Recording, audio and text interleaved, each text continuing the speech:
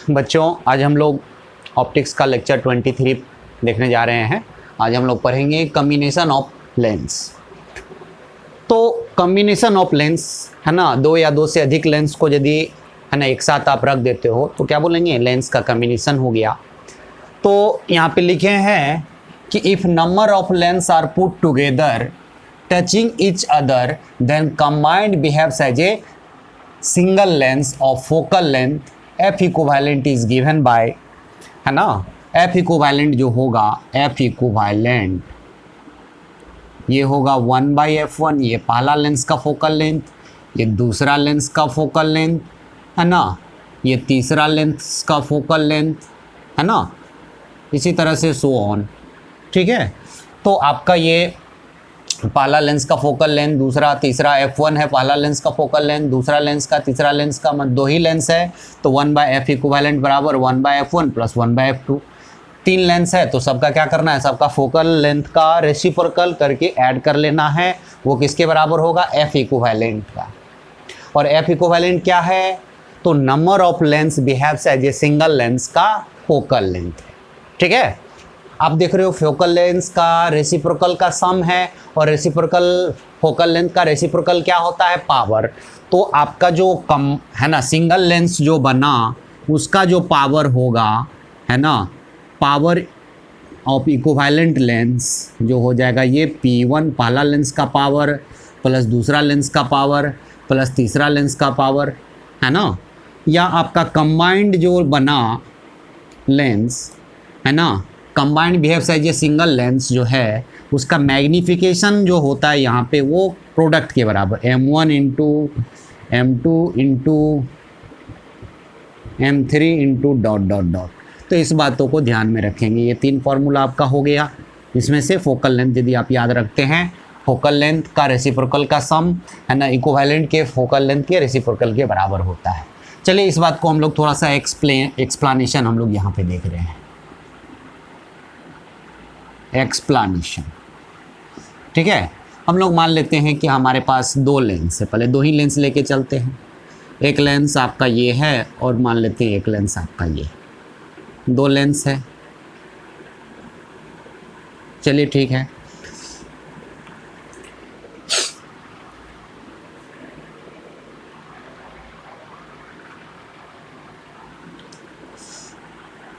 चलिए तो यहाँ पे मान के चलिए कि आपका ऑब्जेक्ट रखा हुआ है, तो यहाँ से आपका रे गया, रिफ्रैक्शन के बाद यहाँ आपका यहाँ इमेज बनता है ना, रिफ्रैक्शन के बाद ऐसे जा रहा था, है ना, तो इमेज आपका कहाँ बनता, पहला इमेज यहाँ बनता I1। ठीक है, लेकिन ये है ना, ये क्या है, डाइवर्जिंग लेंस है, तो ये इसको क्या कर दिया कि रे को इधर डाइवर्ज कर दिया, तो हमारा जो फाइनल इमेज बना कुछ यहाँ पे इमेज बना, ये आपका फाइनल इमेज बना, I2 जो है फाइनल इमेज बना, है ना। तो इसका ऑब्जेक्ट डिस्टेंस हम लोग लेते हैं u है, तो इसका कोऑर्डिनेट हो गया u,0। ये पहला इमेज है तो V1,0 और ये दूसरा इमेज है V2, आपका 0, यानी कि ये फाइनल इमेज है, इसको V,0 बोलते हैं। ये फाइनल इमेज है, ये आपका इंटरमीडिएट सिर्फ एक लेंस की वजह से। मान लेते हैं कि ये पहला जो लेंस है इसका फोकल लेंथ आपका f1 है और ये दूसरा लेंस का फोकल लेंथ क्या है, f2 है ना। तो फर्स्ट लेंस के लिए है ना, हम लोग फार्मूला लगा रहे हैं, है ना। तो आप यदि फार्मूला लगाओगे फर्स्ट लेंस के लिए तो क्या हो जाएगा, 1 फर्स्ट लेंस के लिए इमेज आपका ये बना, तो 1/V1 minus 1/U equals to क्या हो जाएगा, 1/f1 हो गया, ये पहला। और फर्स्ट लेंस के लिए जो इमेज है वो सेकेंड लेंस के लिए किसका काम करेगा, ऑब्जेक्ट का काम करेगा, है ना। तो ऑब्जेक्ट का, तो ये आपका ऑब्जेक्ट हो गया और इसका इमेज ये बन गया। तो फॉर सेकेंड लेंस के लिए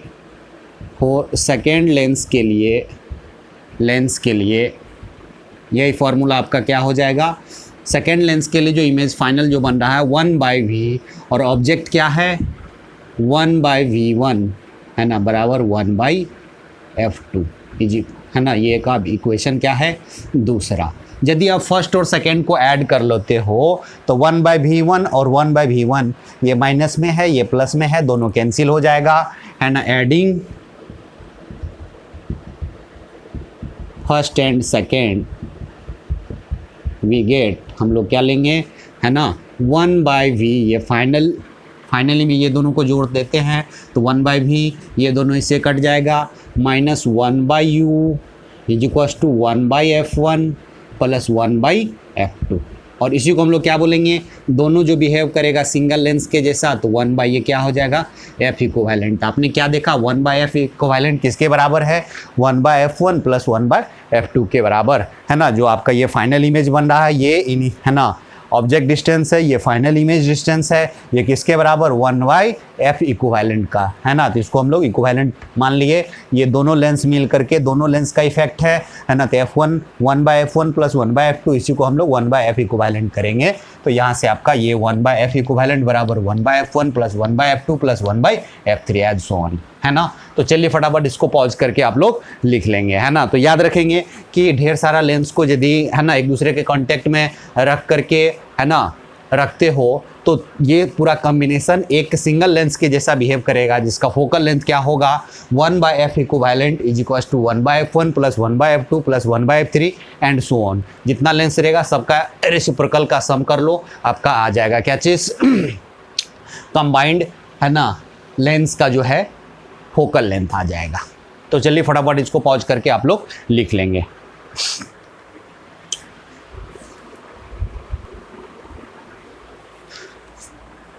चलिए एक हम लोग लेंस लेते हैं, इक्यू कॉन्वेक्स लेंस हम लोग ले रहे हैं, इक्यू कॉन्वेक्स लेंस, इधर भी रेडियस ऑफ कर्वेचर आर, इधर भी रेडियस ऑफ कर्वेचर आर, और इसका फोकल लेंथ हम लोग f ले रहे हैं, है ना।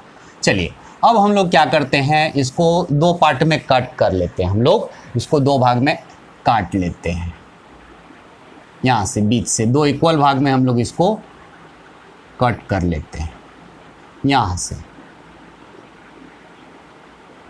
हमने यहाँ से कट कर लिया, ठीक है बच्चा, यहाँ भी रेडियस ऑफ कर्वेचर आर, इधर भी आर।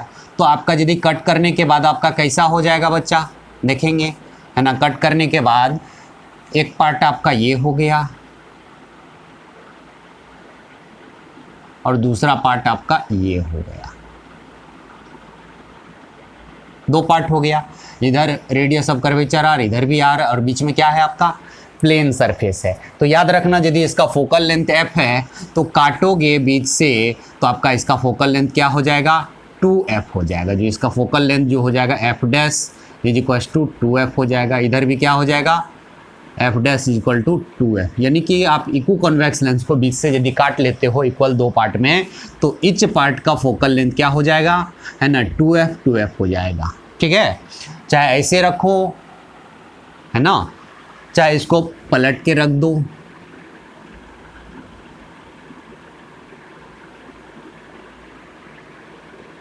ऐसे भी कर दो, ठीक है। इसका भी फोकल लेंथ 2f, इधर भी फोकल लेंथ 2f हो जाएगा। तो इस बात को ध्यान में रखेंगे बच्चा, है ना। अब ये दोनों मिलकर के f इक्विवेलेंट क्या हो जाएगा, एक f इक्विवेलेंट, है ना, 2f, इधर भी 2f, तो इसका f इक्विवेलेंट क्या हो जाएगा, f। ये दोनों को मिला करके यदि f इक्विवेलेंट की बात करोगे तो ये क्या हो जाएगा, f ही होगा। कैसे आप देख लेंगे, है ना। हम लोग बोलेंगे कि आप ये दोनों मिल करके एक सिंगल होनी चाहिए, है ना। तो ये दोनों, इसका f इक्विवेलेंट आप f डैश माने हो, इसका भी f डैश, तो 1/f equivalent is equal to 1/f dash plus 1/f dash, है ना। आप जानते हैं इक्विवेलेंट तो दिया हुआ है कितना है, यही दो मिल करके ये है ना। तो इसका फोकल लेंथ कितना है आपका, f है ना। तो 1/f is equal to 2/f dash. तो यहाँ से आपका f डैश की वैल्यू क्या हो गया बच्चा, 2f। तो याद रखेंगे यदि आप बीच से कट करते हैं तो फोकल लेंथ क्या हो जाता है, 2 टाइम्स हो जाता है ना, 2 टाइम्स हो जाता है। यदि बीच से आप कट कर लेते हो ये क्यू कॉन्वेक्स लेंस का, तब आपका क्या हो जाता है, 2 टाइम्स इच का हो जाता है। ये क्यू कॉन्वेक्स होनी चाहिए, याद रखेंगे ये क्यू कॉन्वेक्स। इधर भी रेडियस ऑफ कर्वेचर सेम, इधर भी, तब दोनों का फोकल लेंथ क्या रहेगा, इसका जो होगा वही इसका होगा, क्योंकि दोनों के लिए रेडियस ऑफ कर्वेचर क्या है सेम है, तो इसका फोकल लेंथ और इसका फोकल लेंथ दोनों का सेम होगा तो आधा है ना, यदि आप इससे कट करते हो तो 2 टाइम्स हो जाता है। चलिए बच्चा फटाफट इसको लिख लेंगे बच्चा। अब मान के चलिए कि हम लोग एक लेते हैं कॉम्बिनेशन, एक ये लेंस है,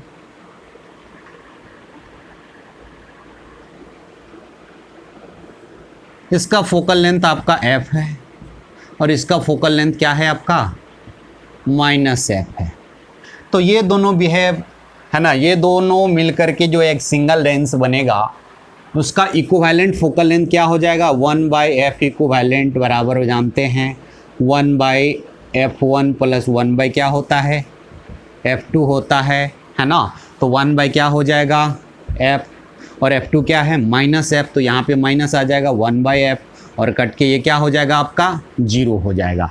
तो 1/f इक्विवेलेंट आपका क्या हो गया 0 हो गया। मतलब इस कंडीशन में फोकल लेंथ क्या हो जाएगा बच्चा, f इक्विवेलेंट इस कंडीशन में क्या हो जाएगा, f इक्विवेलेंट आपका टेंस टू इन्फिनिटी हो जाएगा। मतलब है ना f equivalent tends to infinity, मतलब यहाँ पे फोकल लेंथ का रेसिप्रोकल क्या हो जाएगा 0। मतलब ये कॉम्बिनेशन बिहेव्स एज ए है ना प्लेन ग्लास, है ना, किसके जैसा ग्लास बिहेव करेगा है ना, स्लैब के जैसा, है ना। दिस combination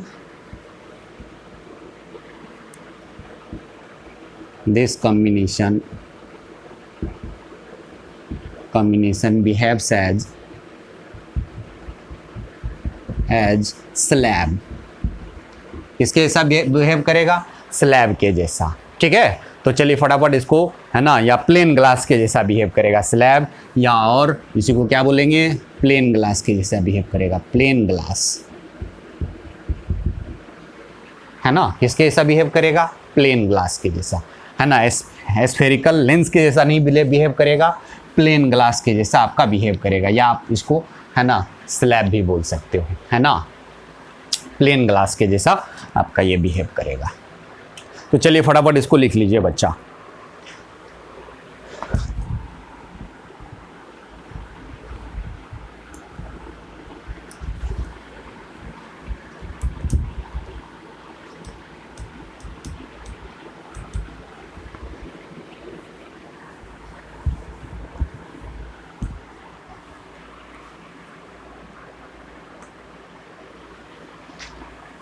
चलिए बच्चा, आपका 2 लेंस दिया हुआ है, एक लेंस ये है, दूसरा लेंस ये है।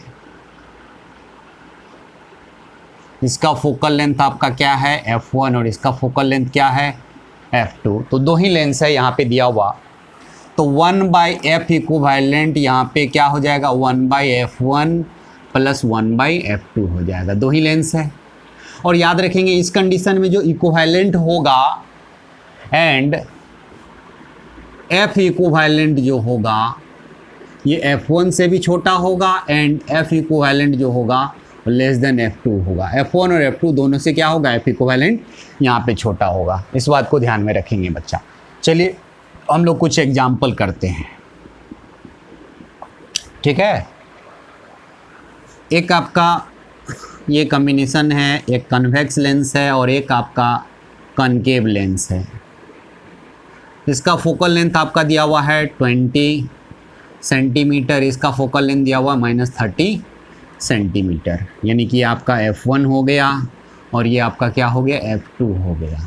तो बोल रहा है कि ये कॉम्बिनेशन का f इक्विवेलेंट क्या होगा, तो बोलेंगे f इक्विवेलेंट क्या होगा 1/f equivalent is equal to 1/f1 है ना प्लस 1/f2। तो यहाँ पे 1/ क्या हो जाएगा 20 माइनस 1/ आपका 30।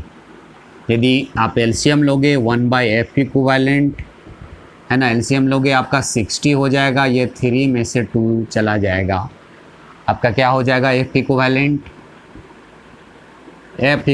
यहाँ पे 3 में से 2 गया 1 बचा, तो f इक्विवेलेंट आपका 60 सेंटीमीटर हो गया। मतलब क्या हो गया यहाँ पे f इक्विवेलेंट पॉजिटिव हुआ, मतलब कंबाइंड बिहेव्स एज, किसके ऐसा बिहेव करेगा यदि फोकल लेंथ आपका पॉजिटिव है तो आपका कौन सा लेंस होता है कन्वर्जिंग लेंस। तो कंबाइंड बिहेव्स एज है ना, combined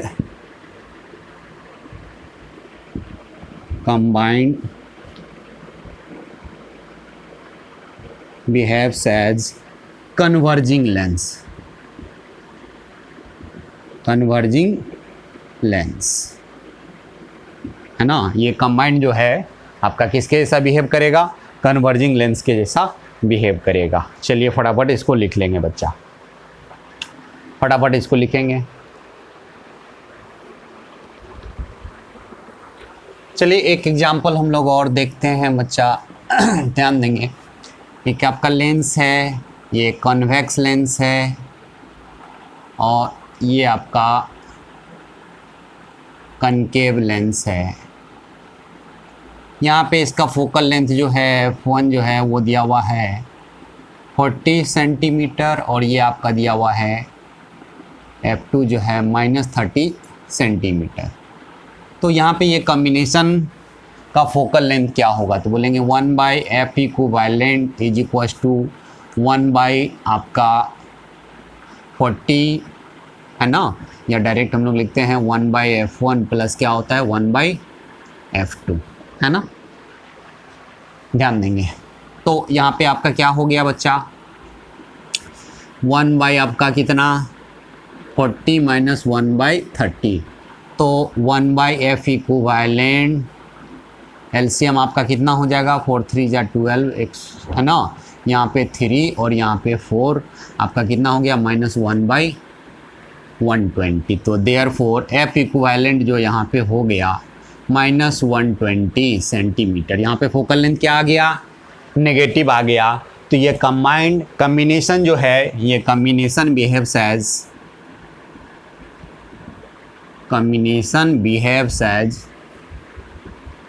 as diverging lens, diverging lens किसके जैसा बिहेव करेगा, ये डाइवर्जिंग लेंस के जैसा बिहेव करेगा ये कॉम्बिनेशन, ठीक है। चलिए एक है ना नोट करके लिख लेंगे, एक इम्पॉर्टेंट बात है ना, लिखेंगे focal length of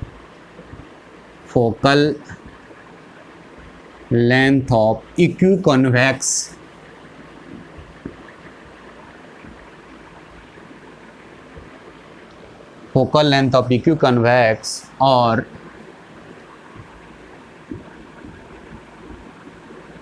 concave lens of glass in air is equal to radius of curvature of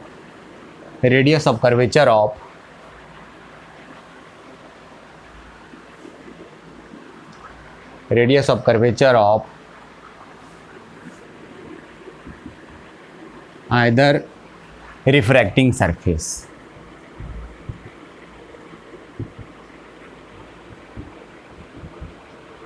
ठीक है। चलिए इस बात को ध्यान में देखेंगे। मान के चलिए कि आपका ये इक्यू कॉन्वेक्स लेंस है ना, ये इक्यू कॉन्वेक्स लेंस है, इसका रेडियस ऑफ कर्वेचर आपका R है और ये भी R है, दोनों बराबर है। तो इसका फोकल लेंथ कितना हो जाएगा, तो ये कौन सा लेंस है ना, कन्वर्जिंग, है ना, कन्वर्जिंग लेंस होता है। तो इसका फोकल लेंथ जो होगा किसके बराबर हो जाएगा, R के बराबर। और ये इक्यू कॉन्केव लेंस है, यदि आपका यहाँ पे, ठीक है, ये भी, इसका भी रेडियस ऑफ कर्वेचर R, इसका भी रेडियस ऑफ कर्वेचर R, है ना। तो इस कंडीशन में इसका जो फोकल लेंथ हो जाएगा बच्चा, फोकल लेंथ वो क्या हो जाएगा -R के बराबर, है ना। यहाँ पे R और यहाँ पे -R, कुछ नहीं, आप सीधा फार्मूला लगा लो। यहाँ पे F की वैल्यू क्या हो जा रहा है R और यहाँ पे F का वैल्यू -R, कुछ नहीं, फार्मूला लगा देना है। 1/F का फार्मूला क्या होता है, 1/, फोकल लेंथ का बोलेंगे, ये है ना, ये ग्लास है, इसका रिफ्रैक्टिव इंडेक्स क्या है, म्यू बराबर 3/2 और इधर एयर है, क्या है, म्यू बराबर 1 है। तो म्यू 1 होता है -1 इंटू 1/R1 - 1/ क्या चीज़ R2, ठीक है। चलिए ठीक है, कोई दिक्कत नहीं है। तो रिफ्रैक्टिव इंडेक्स ऑफ ग्लास यहाँ पे क्या है 3/2, 3/2 में से 1 जाएगा तो कितना बचेगा आपका हाफ बचेगा।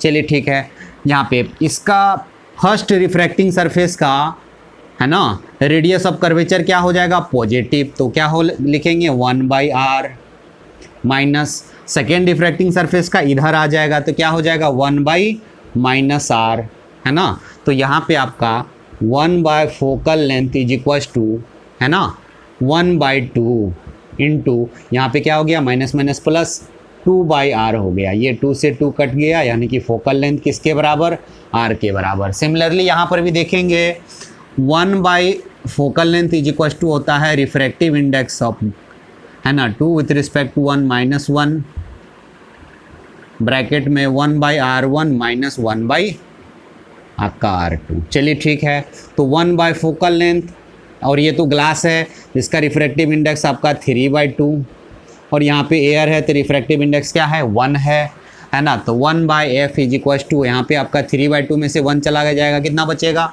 Refractive index of glass with respect to air, 3/2 में से 1 जाएगा तो कितना बचेगा, हाफ इंटू पहला फर्स्ट, है ना, फर्स्ट रिफ्रैक्टिंग सरफेस का रेडियस ऑफ कर्वेचर क्या हो जाएगा, इधर वाला हो गया तो निगेटिव, तो क्या लिखेंगे 1/-r, सॉरी यहाँ पे आपका क्या होता था, है ना, माइनस ना, हाँ माइनस 1 सेकेंड का आपका क्या हो जाएगा, इधर का पॉजिटिव होगा तो क्या हो जाएगा 1/r, है ना। तो आपने देखा यहाँ पे ये माइनस, ये भी माइनस, तो क्या हो जाएगा 1/f इज इक्वल टू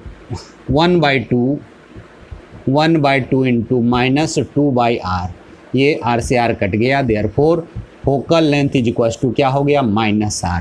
तो इस बात को डायरेक्ट याद रखेंगे बच्चा, यदि इक्यू कॉन्वेक्स या इक्यू कॉनकेव लेंस दिया और किसका बना है, यदि ग्लास का है और किसमें है, एयर में रखा हुआ है, तो उसका फोकल लेंथ, है ना, रेडियस ऑफ कर्वेचर के बराबर होगा। तो रेडियस ऑफ कर्वेचर यदि आपका दे दिया, इक्यू कॉन्वेक्स लेंस में यदि आपका रेडियस ऑफ कर्वेचर दे दिया तो समझेंगे कि आपको क्या मिल गया है, फोकल लेंथ, है ना। तो फोकल लेंथ किसके बराबर, रेडियस ऑफ कर्वेचर के बराबर। सिर्फ किस केस में, इक्यू कॉन्वेक्स लेंस के केस में या इक्यू कॉनकेव लेंस के केस में, जब वो लेंस किसका बना हो, ग्लास का, जिसका रिफ्रैक्टिव इंडेक्स क्या हो 3/2 हो और एयर में हो, मीडियम आपका सराउंडिंग मीडियम क्या हो, एयर हो। तो इस बात को ध्यान से याद रखेंगे। चलिए फटाफट इसको पॉज करके लिख लेंगे, इसके बाद हम एक बहुत ही बढ़िया क्वेश्चन करने वाले हैं, तो चलिए फटाफट इसको लिख लेंगे।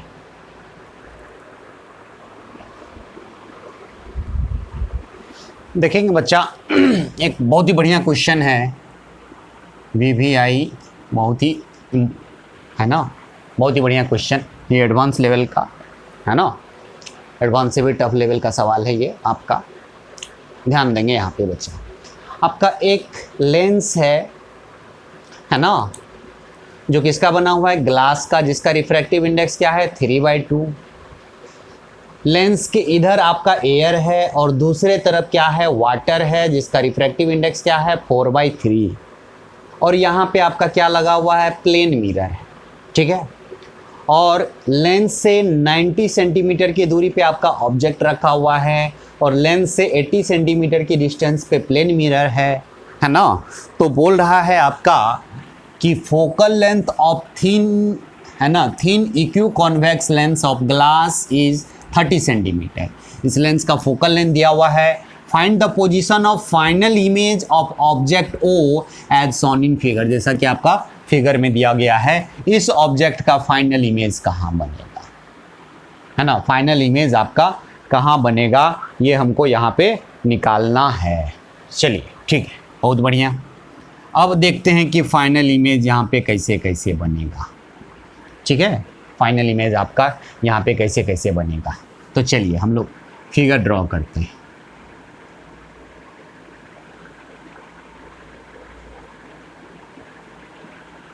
यहाँ पे आपका मान लेते हैं क्या है,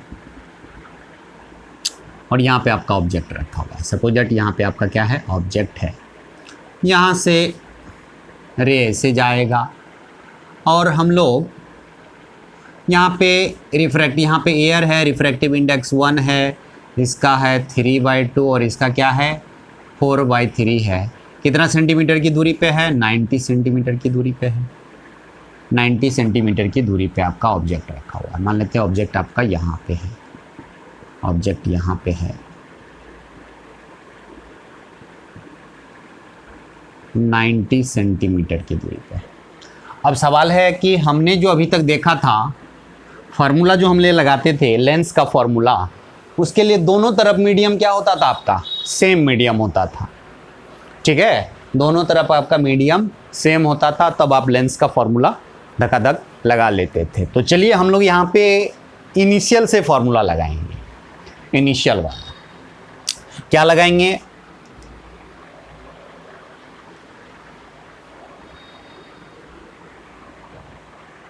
तो यहाँ से आपका रे जा रहा है और लेंस से रिफ्रैक्शन हो रहा है, और रिफ्रैक्शन के बाद इमेज कहीं इधर बनेगा, चाहे यहाँ बने जहाँ भी बने।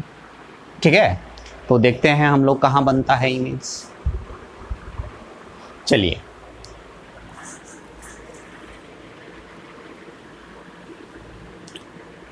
यहाँ से रिफ्रैक्शन होगा, एक बार लेंस से रिफ्रैक्शन होगा तो जाकर के या तो यहाँ इमेज बनेगा, या मान के चलो कि ये मिरर है,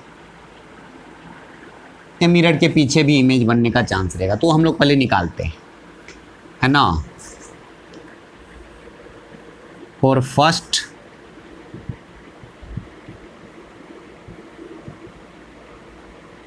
रिफ्रैक्शन थ्रू लेंस, है ना, लेंस से हम लोग फार्मूला लगाते हैं। चलिए 1 बाय मान लेते हैं V1 minus 1 by u is equal to, अब क्या लिखे, है ना, चूँकि V1 किस में है, रिफ्रैक्शन जो हो रहा है यहाँ से लेंस से जो रिफ्रैक्शन हो रहा है, तो रिफ्रैक्शन के बाद कौन सा मीडियम में जा रहा है, हम लोग इसको मान लेते हैं मीडियम फर्स्ट, है ना, इसको मीडियम सेकेंड और इसको मीडियम थर्ड मानते हैं। ठीक है, तो रिफ्रैक्टेड रे जो है, रिफ्रैक्टेड रे किस मीडियम में है, 3 में, तो यहाँ पे क्या हो जाएगा μ3, है ना, और ऑब्जेक्ट आपका किस, है ना, ऑब्जेक्ट है फर्स्ट मीडियम में, है ना, μ1 जिसका रिफ्रैक्टिव इंडेक्स है। तो इंसिडेंट रे जो है आपका, इंसिडेंट रे जिस मीडियम में उसका रिफ्रैक्टिव इंडेक्स क्या है, μ1। तो हम लोग किसका फार्मूला लगा रहे हैं यहाँ पे, एकदम बेसिक से, है ना, जो हम लोग कर्व सरफेस का जो फार्मूला पढ़ा था, है ना, क्या पढ़ा था याद रखेंगे, μ2 by v minus μ1 by u is equal to क्या आया था आपका बच्चा, μ2 माइनस μ1 अपॉन आर आया था, है ना। तो चलिए हम लोग पूरा कंप्लीट लगा देते हैं इस लेंस के थ्रू, तो क्या हो जाएगा, है ना, रिफ्रैक्शन के बाद किस मीडियम में पहुंच गया, μ3 वाले, तो μ3 by v minus μ1 by u is equal to आपका क्या हो जाएगा, फर्स्ट रिफ्रैक्टिंग सरफेस के लिए, है ना, क्या हो जाएगा, μ2 माइनस μ1 अपॉन क्या चीज़, R1, फर्स्ट रिफ्रैक्टिंग सरफेस के लिए। ठीक है, याद रखेंगे। फिर सेकेंड रिफ्रैक्टिंग सरफेस आपका ये वाला है, तो इसके लिए क्या लगाएंगे, तो सेकेंड रिफ्रैक्टिंग सरफेस के लिए रिफ्रैक्टिव इंडेक्स क्या है दूसरा वाला, तो बोलेंगे μ3 माइनस μ2 अपॉन क्या चीज़, R2।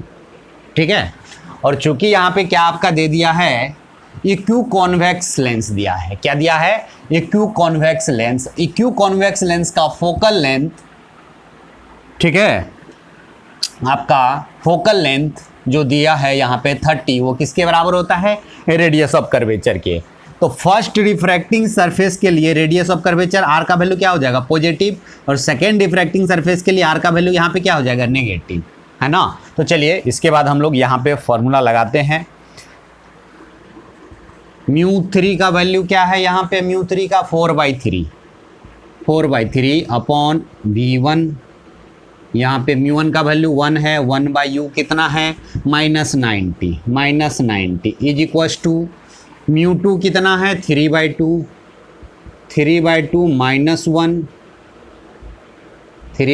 -1 अपॉन R1 है फर्स्ट रिफ्रैक्टिंग सरफेस का रेडियस ऑफ कर्वेचर, और इसका रेडियस ऑफ कर्वेचर इधर हो जाएगा, तो इधर वाला डिस्टेंस क्या चाहिए, पॉजिटिव, तो क्या लिखेंगे 30, यहाँ पे प्लस है, μ3 क्या है 4/3 माइनस μ2 क्या है 3/2, ये R2 3/2 upon R2। Second refracting surface के लिए रेडियस ऑफ कर्वेचर क्या हो जाएगा, तो रेडियस ऑफ कर्वेचर इधर आ जाएगा तो निगेटिव हो जाएगा, इसीलिए क्या लिखेंगे -30। समझ में आया बच्चा, -30। चलिए हम लोग इसको सॉल्व करते हैं। तो ये 4/3/V1 है ना,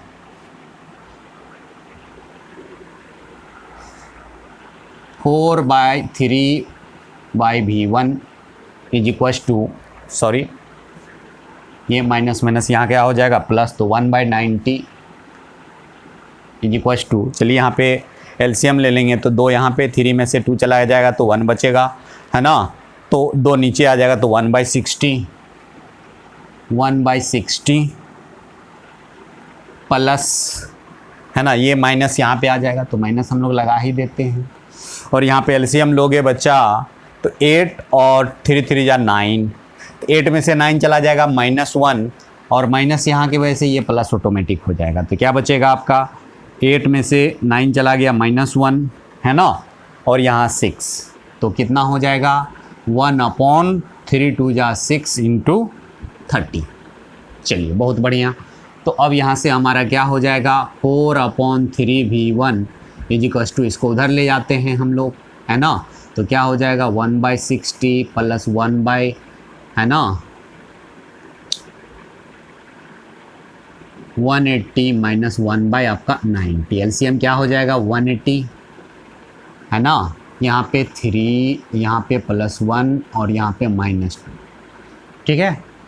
तो आपका क्या हो जाएगा 3 2 4 में से आपका 2 चला गया, 2 बचा, यानी कि 4/3V1 इज इक्वल्स टू 2/180 है ना, 2/180, ये आपका 2 से कट गया, ये आपका 60 से कट गया है ना, तो यहाँ से V1 की वैल्यू क्या हो गया, V1 की वैल्यू 120 सेंटीमीटर है ना, और आप देखा था यहाँ से यहाँ की डिस्टेंस कितना था 80 सेंटीमीटर, और कितना सेंटीमीटर पे इमेज बन रहा है 120 पे, तो यहाँ से आपका क्या चलेगा 120 पे इमेज बनेगा कुछ यहाँ पे जा करके, ठीक है। तो यहाँ तक तो आराम से जाएगा, ठीक है। पहला इमेज अपना ये बना है ना, जिसका कोऑर्डिनेट क्या है V1, 0, बहुत अच्छा।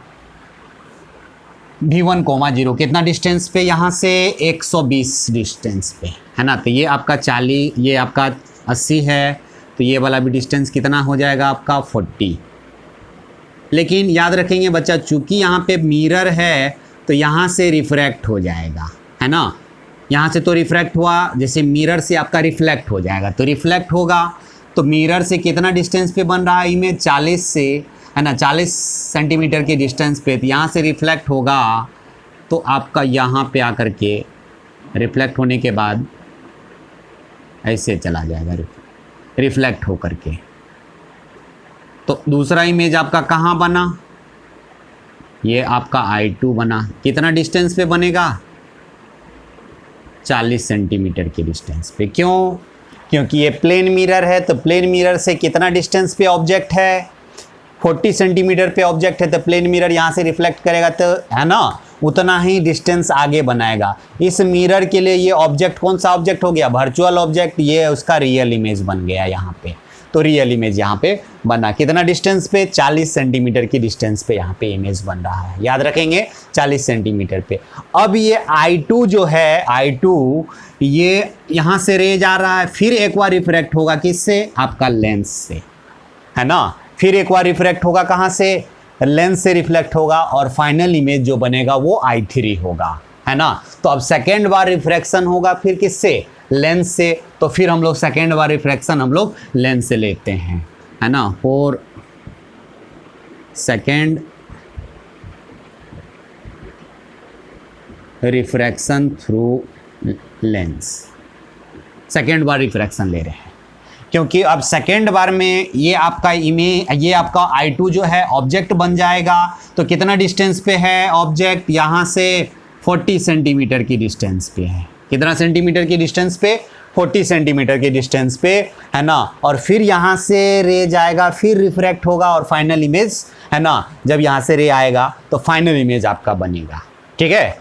तो याद रखेंगे है ना, तो हम लोग सेकेंड रिफ्रैक्शन थ्रू लेंस ले रहे हैं, तो यहाँ पे फिर हम लोग क्या लगाएंगे है ना, मान लेते हैं कि सेकेंड, तो ये I2 बन गया सेकेंड इमेज, अब सेकेंड इमेज ये आपका फिर लेंस के लिए ऑब्जेक्ट का जैसा काम करेगा और फिर यहाँ से रिफ्रैक्ट होने के बाद आपका इमेज बनेगा। तो हमने लिया है यहाँ पे for second refraction through lens, है ना। तो सेकेंड रिफ्रैक्शन थ्रू लेंस हम लोग ले रहे हैं, तो यहाँ पे फॉर्मूला लगाते हैं, है ना।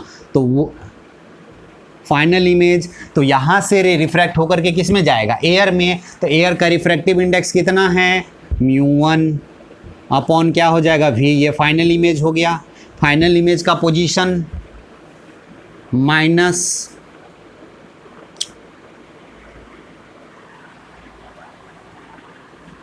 सेकेंड बार जो लेंस से रिफ्रैक्शन हो रहा है उसके लिए इंसिडेंट रे किस मीडियम में है, वाटर में है। उसका रिफ्रैक्टिव इंडेक्स क्या है, μ3 अपॉन क्या है, कितना डिस्टेंस है ये वाला। तो इंसिडेंट रे के अलोंग जो डिस्टेंस लेते हैं वो निगेटिव लेते हैं। तो यहाँ पे ऑब्जेक्ट डिस्टेंस 40 तो होगा लेकिन -40 हो जाएगा इज इक्वल्स टू। अब फर्स्ट रिफ्रैक्टिंग सरफेस के लिए, है ना, हम लोग यहाँ पे लगा रहे हैं फर्स्ट रिफ्रैक्टिंग सरफेस के लिए, है ना, क्या हो जाएगा, μ2 माइनस μ1 होता था। तो μ2 क्या हो जाएगा 3/2 और μ1 क्या हो जाएगा 4/3। तो यहाँ पे क्या लिखेंगे, μ2 माइनस μ3 अपॉन, है ना, और ये वाला जो रिफ्रैक्टिंग सरफेस है इसके लिए रेडियस ऑफ कर्वेचर आपका इधर हो जाएगा तो पॉजिटिव यानी कि 30 है, प्लस सेकेंड रिफ्रैक्टिंग सरफेस ये वाला है, इसके लिए रेडियस ऑफ कर्वेचर इधर आ जाएगा। और सेकेंड रिफ्रैक्टिंग सरफेस के लिए μ2 आपका क्या हो गया, μ1 माइनस, है ना। तो यहाँ पे μ1 माइनस μ2 अपॉन -30। चलिए ये फॉर्मूला हम लोग लगाते हैं। तो यहाँ पे कितना हो गया, μ1 का वैल्यू क्या है 1/v, है ना। यहाँ पे आपका प्लस हो जाएगा। μ3 का वैल्यू क्या है आपका 4/3 अपॉन 40, है ना, 4/3 अपॉन 40 इज इक्वल्स टू μ2 का वैल्यू क्या है 3/2 माइनस 4/3 अपॉन 30। और ये आपका यहाँ पे माइनस, है ना, ये माइनस यहाँ पे हो गया। μ1 का वैल्यू 1 है, μ2 का वैल्यू 3/2 है, अपॉन कितना है 30। चलिए बहुत बढ़िया, है ना। तो चलिए यहाँ से 4 से काट लेते हैं तो 10 आपका यहाँ कितना हो जाएगा, तो 1/v इज इक्वल्स टू, है ना, 1/30 उधर जा कर के -1/30 हो जाएगा, है ना। इधर एलसीएम लेंगे, 9 में से आपका कितना चला जाएगा 8, कितना बचेगा 1, और ये 6 यानी कि 1 6 3 जा 180, है ना। और यहाँ पे आप एलसीएम लेंगे 2 में से 3 जाएगा तो -1 माइनस ये प्लस हो जाएगा, है ना। तो क्या हो जाएगा +1/60, और ये इसको उधर भेजे आपने, क्या हो गया 1 आपका 30 के बराबर। चलिए हम लोग यहाँ पे हम इसको मिटा रहे हैं,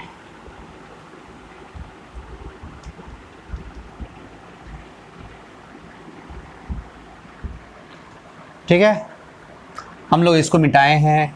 1/v इज इक्वल्स टू आपका क्या हो गया, एलसीएम हो जाएगा 180 डिग्री, है ना, 180, और यहाँ पे आपका 1 हो गया, ये 3 हो गया, और यहाँ पे 30 है ना। तो 6 3 जा 18, है ना। तो यहाँ पे आपका कितना हो जाएगा -6 हो जाएगा। ये 3 आपका यहाँ से जो हो गया 1/v इज इक्वल्स टू 4 में से 6 जाएगा -2 180। यहाँ पे कितना हो गया 90, यानी कि v का वैल्यू क्या हो गया -90। और ये जो v है, चूँकि आपका ये जो v आया किसके क्रॉसपोंडिंग, I2 के क्रॉसपोंडिंग। तो I2 तो आपका ऑब्जेक्ट है, तो ऑब्जेक्ट डिस्टेंस आपका कहाँ पे आया, है ना, ऑब्जेक्ट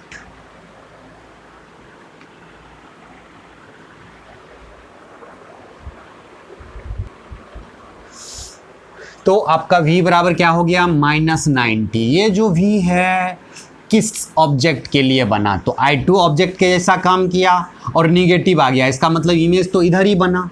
कितना डिस्टेंस पे, लेंस से कितना डिस्टेंस पे, तो 90 के डिस्टेंस पे। तो 90 के डिस्टेंस पे कुछ इधर बनेगा, क्योंकि यहाँ से रे ऐसे करके निकल जाएगा कुछ, है ना, यहाँ से रे कुछ ऐसे निकलेगा, है ना, ऐसे निकलेगा। तो आपका जो फाइनल इमेज जो आपका बन रहा है कुछ ऐसे बन रहा है, ये आपका फाइनल इमेज बन रहा है, फाइनल इमेज है ना।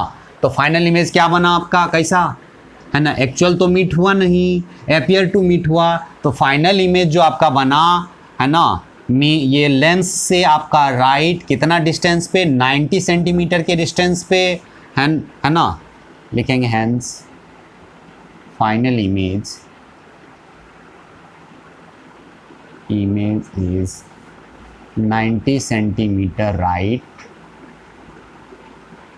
है ना फ्रॉम लेंस एंड वर्चुअल। कैसा इमेज बना, वर्चुअल बना है ना। तो यहाँ पे हमने क्या किया है, एक बार फिर से हम लोग इसको देख लेते हैं, एक बार फिर से हम लोग इसको इलेबोरेट कर लेते हैं हम लोग, है ना।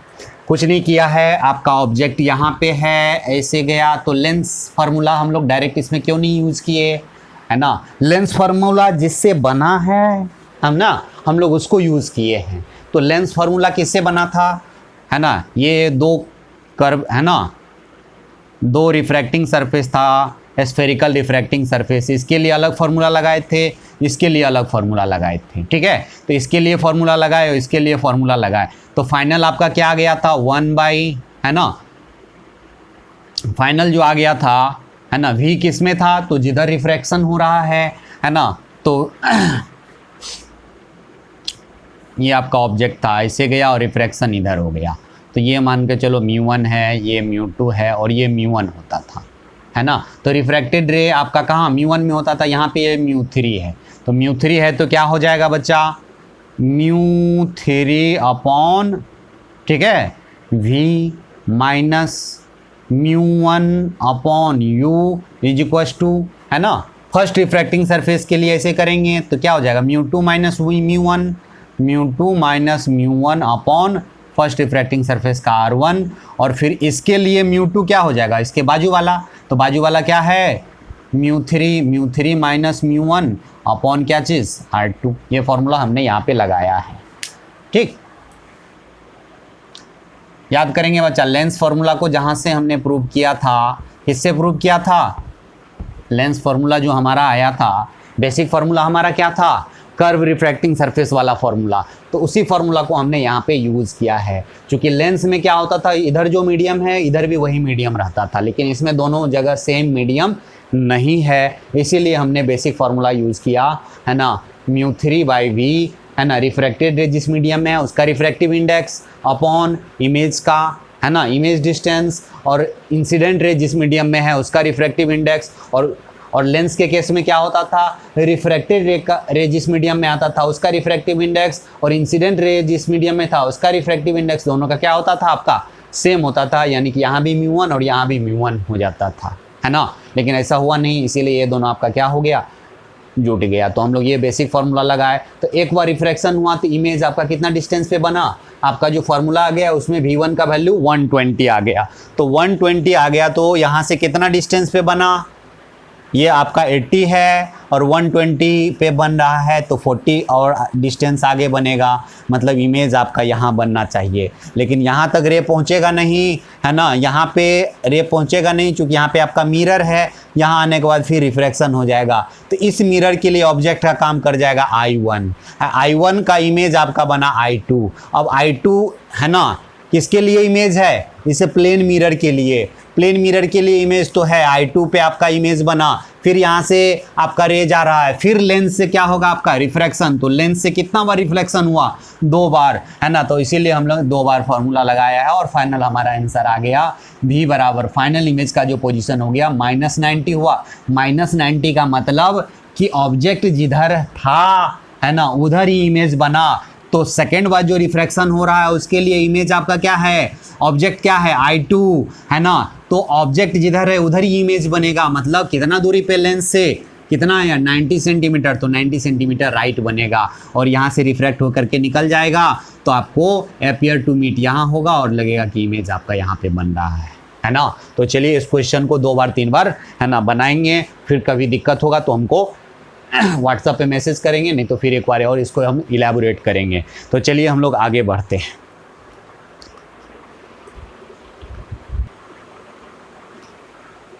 चलिए बच्चा एक क्वेश्चन हम लोग करें। Find the nature and focal length of lens as shown in figure if material of lens is glass and radii of curvature are 10 centimetre and 20 centimetre respectively. ये आपका 20 है और ये आपका कितना दिया हुआ है 10। तो फर्स्ट जो रिफ्रैक्टिंग सरफेस है ना, इसका रेडियस ऑफ कर्वेचर क्या दिया हुआ है 20। तो ये कुछ यहाँ पे होगा C1 कितना हो गया -20, और C2 का 10 है तो C2 का यहाँ पे हो जाएगा ये C2 कितना हो जाएगा -10, है ना। तो दोनों इधर ही है, हम लोग जो लेते हैं इधर, है ना। तो चलो 1 focal length is equal to क्या होता है μ21 - 1, है ना, 1 आपका R1 - 1 आपका R2, ठीक है। तो रिफ्रैक्टिव इंडेक्स ग्लास है, ग्लास का आपका होता है 3/2, और है ना विथ रिस्पेक्ट टू एयर, तो एयर का 1 होता है, चाहे लिखे या ना लिखें, है ना। 1/R1, तो R1 हो जाएगा 1/-20 -1/10, है ना, -1/-10। चलिए ठीक है, इधर आप यदि घटाओगे 3/2 में से 1 चला गया तो 1/2 बचा, है ना। और ये माइनस माइनस आपका प्लस हो जाएगा, ये यहाँ पे माइनस, तो एलसीएम लोगे तो आपका कितना आएगा 20 -1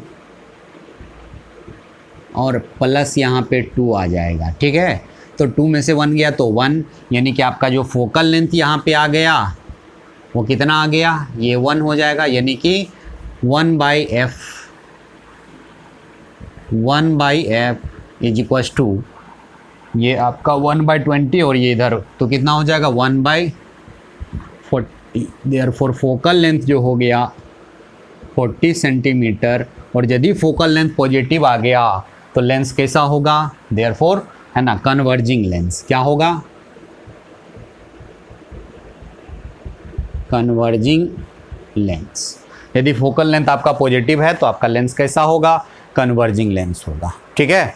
तो फटाफट इसको पॉज करके लिख लेंगे बच्चा।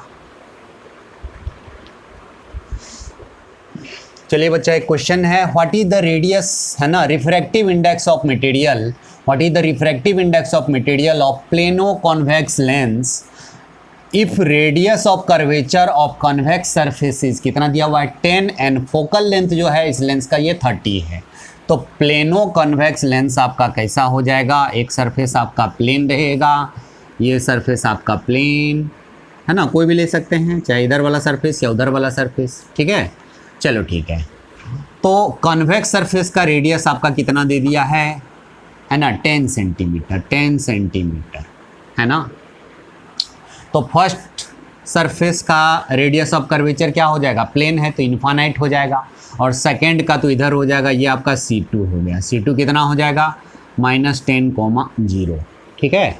तो हम लोग फोकल लेंथ निकालते हैं, 1/f इज इक्वल टू 1 आपका क्या है, ठीक है, 1/f is equal to refractive index -1, 1 आपका क्या चीज़ R1 - 1 आपका R2। चलिए ठीक है, फोकल लेंथ आपका कितना दिया हुआ है 30, तो 1 आपका कितना है 30 इज इक्वल टू μ-1, है ना। पहला सरफेस, फर्स्ट सरफेस का रेडियस ऑफ कर्वेचर क्या हो जाएगा इन्फानाइट, है ना। तो 1/a आपका इन्फानाइट हो गया, इन्फानाइट, तो 1/इन्फानाइट क्या हो जाएगा 0 -1/R2, R2 क्या है -10 है, ठीक है, आपका -10 है। तो यहाँ पे आपका 1/30 और माइनस माइनस प्लस हो जाएगा, μ-1 अपॉन कितना हो जाएगा 10, ये इससे कट गया, है ना, क्रॉस मल्टीप्लाई कर लेंगे, है ना। जिसे क्रॉस मल्टीप्लाई आप करते हो, इधर 1 और इधर 1 इज इक्वल टू 3 μ-3, है ना। इसको इधर ले आएंगे तो आपका क्या हो जाएगा 4 = 3 μ, म्यू का वैल्यू क्या हो जाएगा 4/3। रिफ्रैक्टिव इंडेक्स आपका कितना हो गया 4/3 हो गया। तो याद रखेंगे बच्चा, है ना, आपका रिफ्रैक्टिव इंडेक्स यहाँ पे 4/3 हो गया। तो चलिए बच्चा आज हम लोग यहीं ख़त्म करते हैं, है ना। फिर अगले क्लास में हम लोग देखते हैं लेंस और मिरर का कॉम्बिनेशन ऑफ लेंस और मिरर। तो चलिए मिलते हैं हम लोग अगले क्लास में।